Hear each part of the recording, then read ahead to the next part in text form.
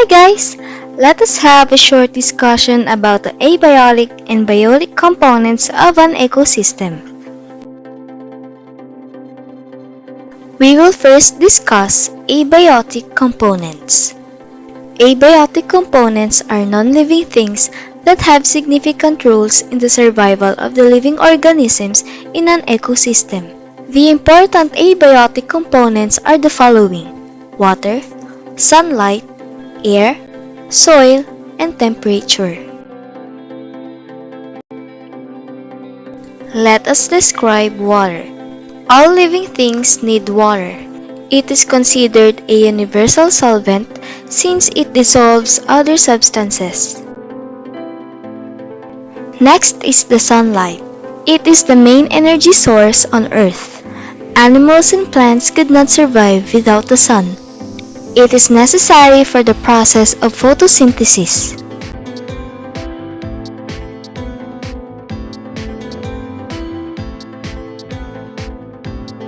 Another abiotic component is air. It is a mixture of gases that we breathe. Humans, plants, and animals will not survive without air. Soil is another abiotic component of an ecosystem. It is made up of small particles of rock mixed with decomposed living things like animals. It is where the plants get their water and nutrients for growth and development. Its composition varies from one place to another. The last component is temperature. It is an abiotic factor that is influenced by sunlight. It varies from one location to another. It influences which plants or animals can live in an area. Our next discussion will focus on biotic components. Biotic components are living things that help shape an ecosystem. They affect other organisms either as consumers or producers. Each biotic factor needs energy to do work, food for proper growth, and human influence. Biotic components include producers, consumers, and decomposers. Let's describe each one. Producers can make their own food by converting the energy from the sun into food. They convert solar energy into chemical energy with the help of organic and inorganic substances. They are represented by green plants on land, trees, grasses, crops, and phytoplanktons on water. The second biotic component is the consumers. They depend on producers for food.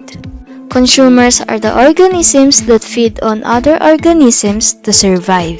They consume the food materials prepared by the producers. Depending on their food habits, consumers are classified into primary, secondary, and tertiary consumers.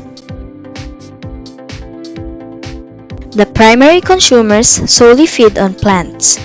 Herbivores like the grasshopper, rabbit, goat, sheep are plant eaters.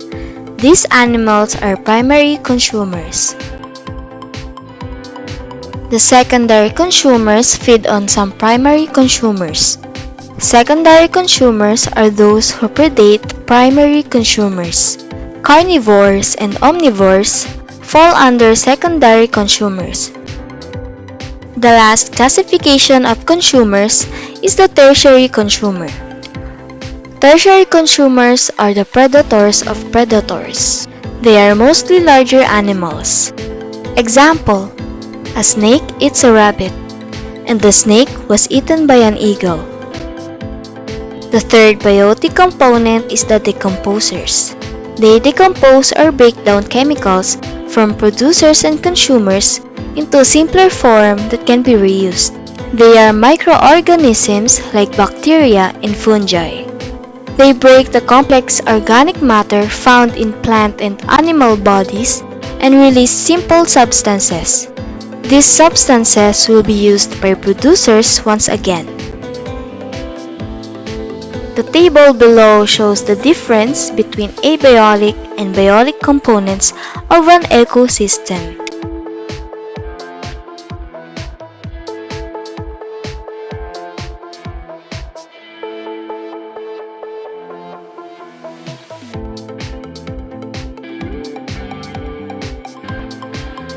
That's all for now. I hope you learned something today. Thank you for watching.